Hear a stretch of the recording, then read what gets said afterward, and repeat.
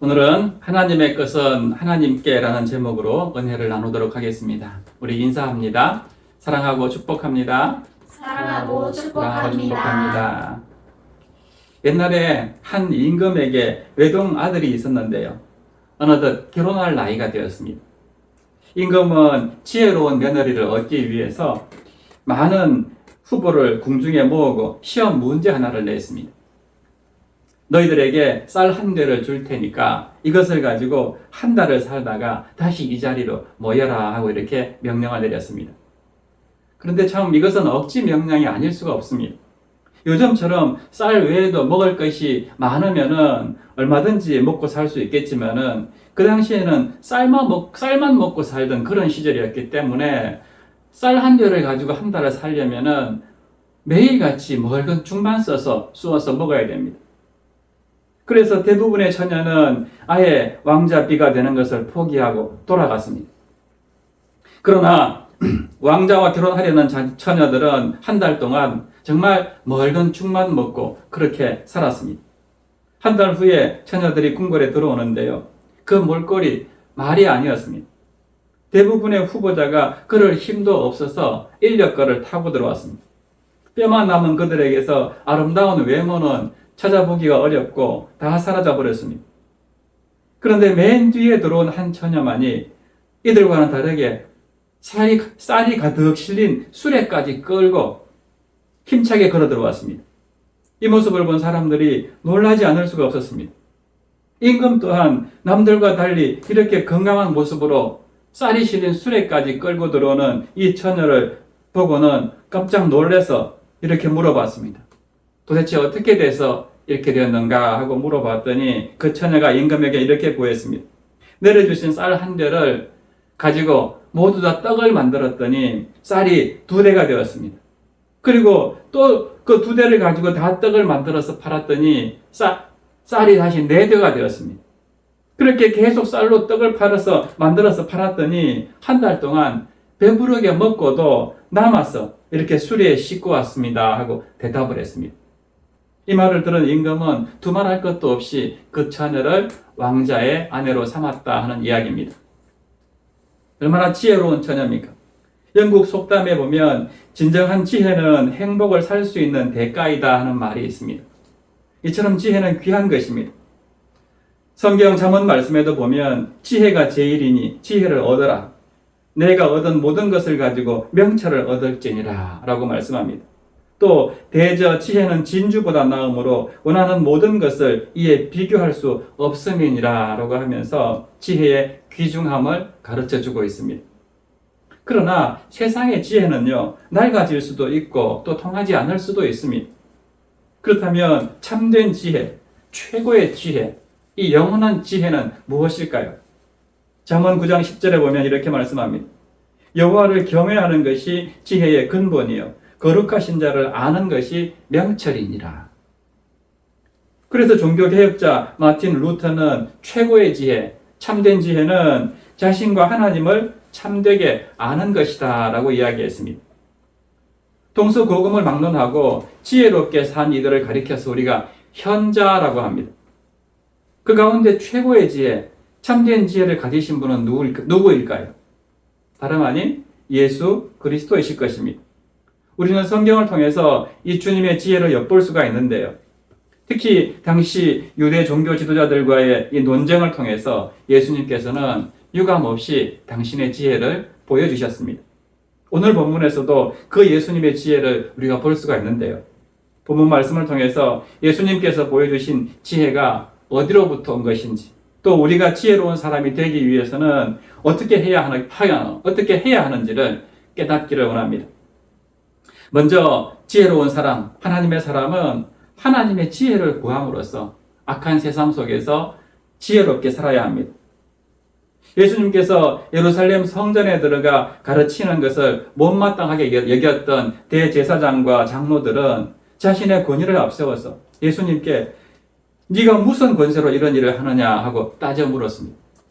그때 예수님은 3가지 비유를 통해서 그들의 위선을 폭로하시고 그들을 책망하셨는데요.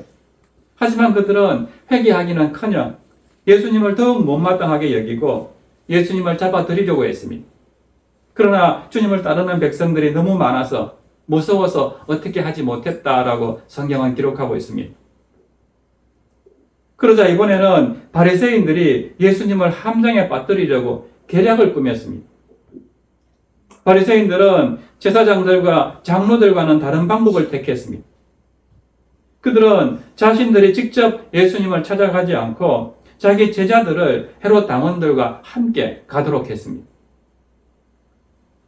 왜냐하면 자신들의 체면을 손상하는 일이 없이 예수님을 정탐해서 함정에 빠뜨리기 위해서였습니다. 그런데 당시 바리새인들과 헤롯 당원들은 서로 원수 같은 사이였습니다.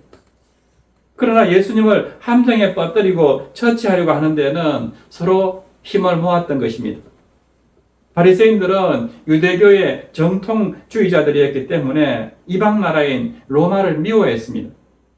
그래서 로마 황제 가이사에게 세금 납부하는 것을 하나님의 신권을 침해하는 것으로 간주한 그런 율법주의자들이었습니다.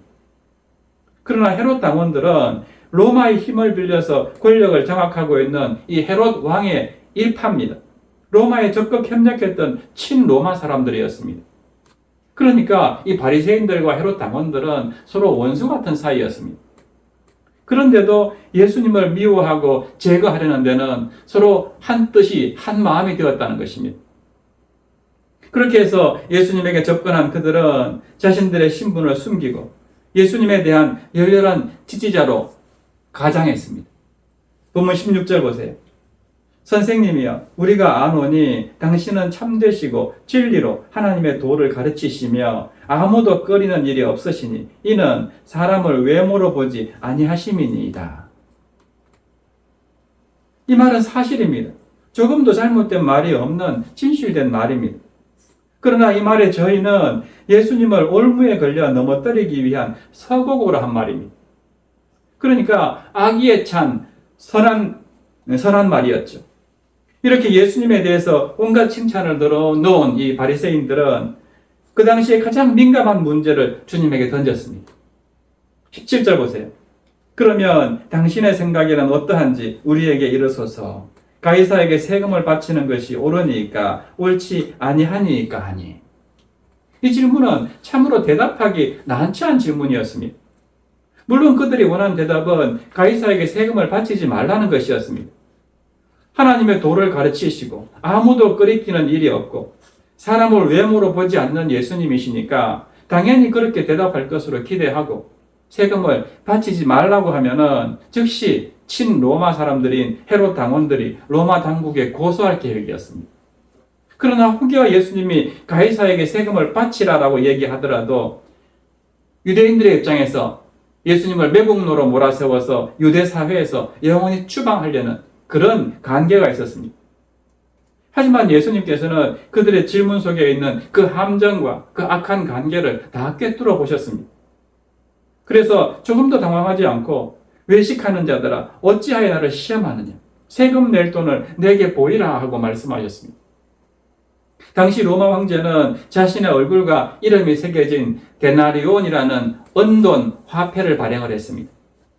1데나리온은 성인 남자의 하루 품삯이었습니다. 동시에 로마 군인들의 하루 품삯이기도 했습니다. 로마 주권 아래에 있던 모든 백성들은 바로 그 화폐로 1년에 1데나리온의 주민세를 로마에 바쳐야 했습니다.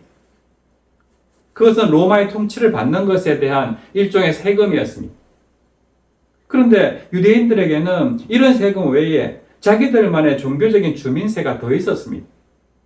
출애굽 이후에 유대인들은 자신들의 생명을 구원해 주신 하나님의 은혜를 기리면서 1년에 한 번씩 2분의 1 세겔의 속전을 바치고 있었습니다. 이것은 일종의 성전세였는데요. 성도로서의 주민세와 같은 것입니다. 이렇게 당시 로마 지배하에 있었던 유대인들은 누구나 데나리온과 세겔을 매년 바치고 있었는데요. 그런 유대인들에게는 큰 고민이 있었습니다.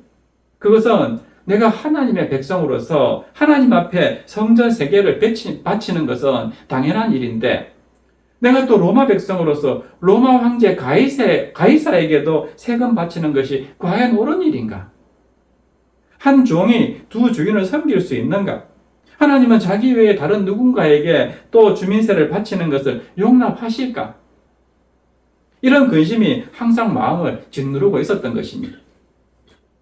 그러나 당시 바리새인들이나 율법자들 또 대제사장들조차도 이에 대한 답을 주지 못했습니다. 가이사에게 바치는 것을 금지하는 것이 옳은 것 같은데도 로마의 그 강한 권력 앞에서 그런 말을 할 수가 없었던 것입니다. 그러니 백성들은 더욱 답답하지 않을 수 없었습니다.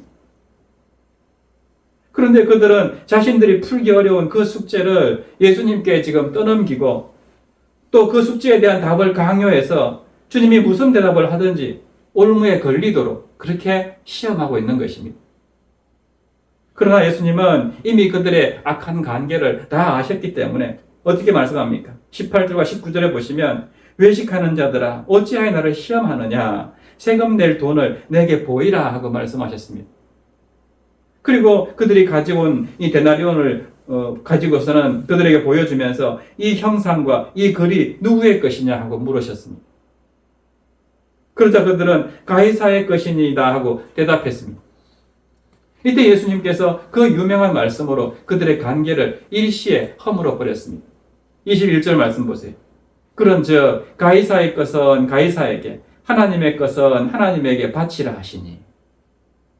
그들은 예수님으로부터 이런 대답이 나오리라고는 상상하지 못했습니다. 그 대답은 바리새인들과 헤롯 당원들의 협공을 피하면서 도리어 그들의 부패한 심장을 찌른 것이었습니다.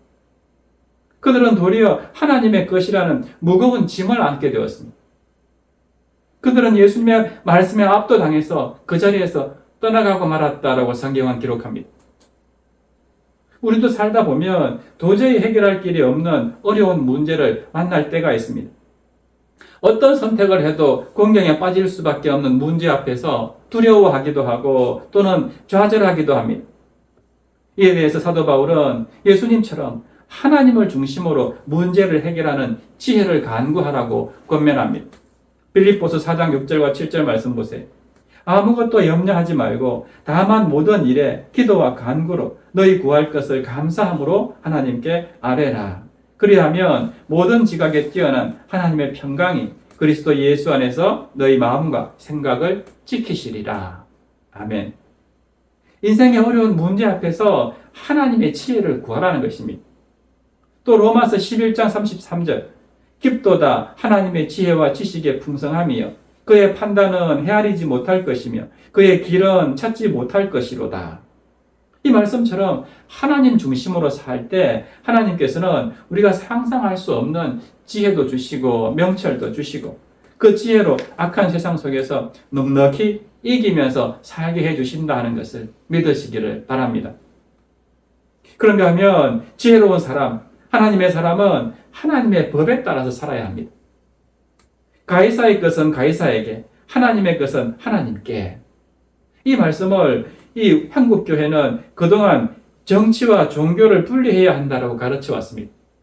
그러나 이것은 예수님의 말씀을 오해한 소치입니다. 예수님께서 가이사와 하나님을 동등하게 말하고 있는 것이 아니기 때문입니다. 이 말씀의 핵심은 하나님의 것은 하나님께 바치라 하는 말씀에 있습니다. 이 세상 것은 다 하나님의 것입니다. 그러기에 가이사라는 세속적인 권력도요, 하나님께 속한 것이고 하나님 아래 놓여 있는 것입니다. 가이사도 하나님의 청지기일 뿐입니다. 가이사의 것이라는 것은 가이사가 하나님으로부터 잠시 위탁받은 것일 뿐입니다.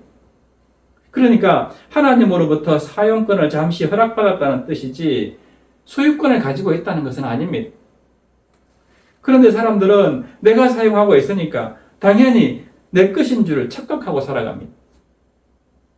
사도 바울은 너희 몸은 너희가 하나님께로부터 받은 바 너희 가운데 계신 성령의 전인 줄 알지 못하느냐?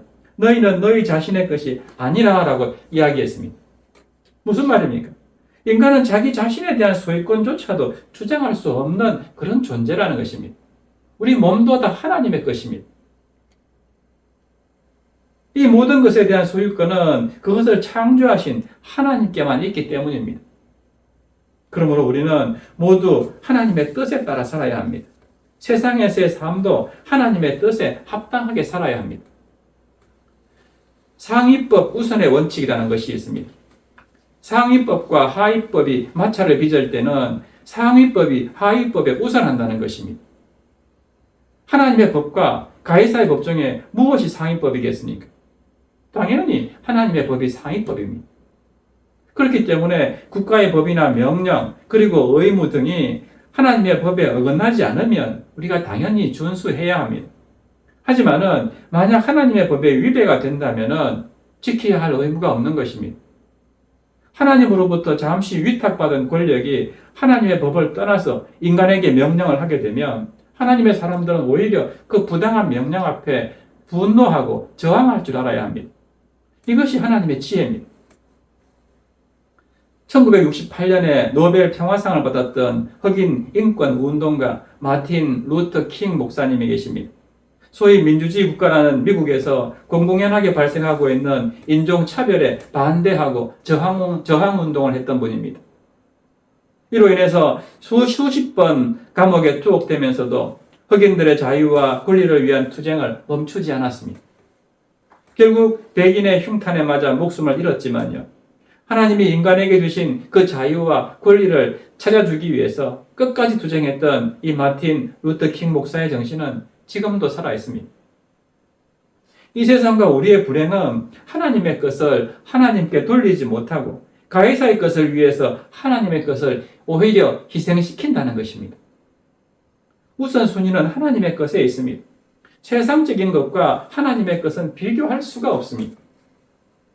그러므로 우리는 모두가 오직 하나님께만 순종하고 하나님 것을 우선시할 줄 아는 저와 여러분 되시기를 바랍니다. 그런가 하면 지혜로운 사람, 이 하나님의 사람은요, 하나님의 것을 마땅히 하나님께 돌리는 그런 순수함을 잃지 말아야 합니다.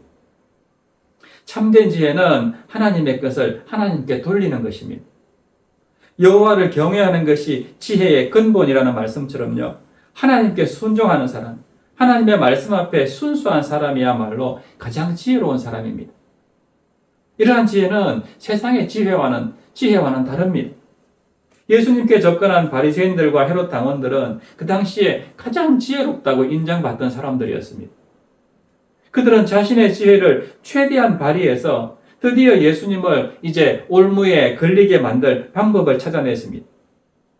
그것은 정중하고 겸손하게 예수님께 접근해서 세금 문제를 끄집어내서 이제 피할 방도를 못 찾은 예수님을 고소할 것이다 하는 자기들 나름의 완벽한 계략이었습니다.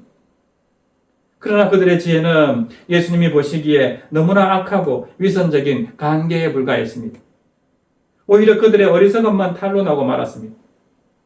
이것은 그들이 결코 순수한 사람들이 아니었기 때문입니다. 오늘날에도 그리스도인 가운데에는 이 신앙의 순수함을 잃어버리고 정말 회칠한 바리새인들과 같은 사람들이 있습니다. 스펄전 목사님은 이러한 위선적인 신앙을 빗대어서 비 없는 구름 같고 바짝 말라버린 개울 같다고 이야기했습니다. 또한 그것은 마치 연극 배우가 왕의 복장으로 분장해서 무대 위를 넘넘하게 거닐다가 연극이 끝난 후에는 편복으로 갈아입고 다시 가난한 자신의 삶으로 돌아가 부끄러움을 느끼는 것과 같은 것이다 하고 비유하기도 했습니다. 예수님께서는 제자들을 세상에 보내시면서 너희는 뱀같이 지혜롭고 비둘기같이 순결하라고 말씀하셨습니다. 지혜로움이 순수함을 결여하게 되면은 그것은 교활함으로 타락할 수밖에 없기 때문입니다. 우리는 하나님의 것을 마땅히 하나님께 드리는 이 순수한 믿음을 지향해야 합니다. 그렇지 못한 위선자는 아무리 금욕적인 생활과 또 경건한 외모로 신앙의 빛 좋은 노후를 쓰고 있어도 거짓된 삶을 만들어낼 수밖에 없습니다. 그러므로 그리스도인이라면 마음속에서 자라나는 이 위선의 싹을 처음부터 뽑아버려야 합니다. 물론 하나님의 것을 하나님께 돌리면서 순수하게 살아가는 것 가기에는 세상이 너무나도 악합니다. 그럼에도 불구하고 우리는 하나님께 속한 사람이라는 사실을 잊어서는 안 됩니다. 우리가 예수님처럼 순수해질 때에 하나님께 주시는 지혜를 얻을 수가 있다 하는 것을 기억하시기 바랍니다. 그런가 하면은 바리새인들과 헤롯 당원들은 예수님의 말씀을 듣고는 떠나고 말았습니다. 22절 보세요. 그들이 이 말씀을 듣고 놀랍게 여겨 예수를 떠나가니라. 이 말씀은 성경에 나오는 아주 안타까운 장면 중에 하나입니다. 바리새인과 헤롯 당원들이 예수님의 말씀을 듣고 크게 놀랐으면은 그 말씀을 하신 예수님을 떠날 것이 아니라 어떻게 해야 합니까? 마땅히 무릎을 꿇고 회개하는 모습을 보여야 합니다. 그게 마땅한 일입니다. 마가복음 10장에도 보면 이와 비슷한 안타까운 장면이 기록되어 있는데요. 재물이 많은 한 청년이 예수님께 나와서 어떻게 하면 영생을 얻을 수 있습니까? 하고 질문했습니다. 그러자 예수님은 너에게 있는 것을 모두 팔아서 가난한 자에게 주고 와서 나를 따르라 하고 말씀하셨죠. 그러자 그 청년은 슬픈 기색으로 근심하면서 예수님을 떠나고 말았습니다. 사랑하는 여러분, 우리는 절대 예수님을 떠나서는 안 됩니다. 문제와 사건이 크고 다가올수록 더 예수 그리스도께 우리가 붙어 있어야 합니다. 주님을 더욱 의지해야 합니다. 그럴 때 미쁘신 주님께서는 우리가 감당하지 못할 시험당함을 허락하지 아니하시고 또 시험당할 즈음에 피할 길을 내셔서 우리로 하여금 능히 감당하게 하신다 하는 것을 믿으시기를 바랍니다. 말씀 정리합니다. 사랑하는 여러분, 오늘 우리는 예수님에게 올무를 씌워서 감옥에 넣거나 유대 사회에서 매장하려는 악한 의도로 접근했던 이 바리새인들과 헤롯 당원들의 교활한 모습을 보았습니다. 그러나 주님은 그들의 관계를 이미 다 아시고 가이사의 것은 가이사에게, 하나님의 것은 하나님께 바치라고 말씀하면서 그들의 음모를 일시에 허물어 버렸습니다. 이것을 통해서 우리가 깨달아야 할 교훈이 무엇입니까? 첫째로 지혜로운 사람, 하나님의 사람은 세상 지혜가 아니라 하나님의 지혜를 구함으로써 이 악한 세상 속에서 지혜롭게 살아야 한다는 것입니다. 두 번째로 이 지혜로운 사람, 하나님의 사람은 세상법이 아니라 하나님의 법을 가장 우선시하면서 살아야 한다는 것입니다. 마지막 세 번째로 하나님의 사람은 하나님의 것을 온전하게 하나님께 돌리는 순수함을 잃지 말아야 한다는 것입니다. 이번 한 주간도 지혜롭고 순수한 삶, 또 하나님의 법에 순종하는 삶으로 악한 세상에 흔들리거나 유혹되지 아니하고 승리하는 저와 여러분 되시기를 주님의 이름으로 축원합니다. 이 시간 우리 세상의 유혹 시험이 함께 찬양하고 말씀 생각하며 기도하시겠습니다.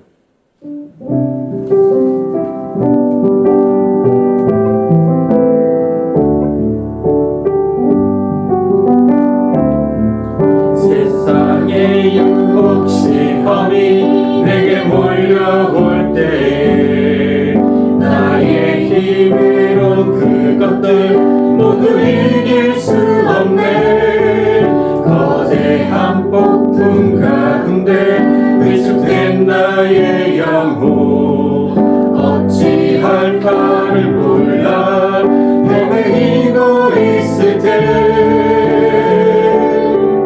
주를 찬양 손을 들고 찬양 전쟁은 나에게 속한 것 아니니 주를 찬양 손을 들고 찬양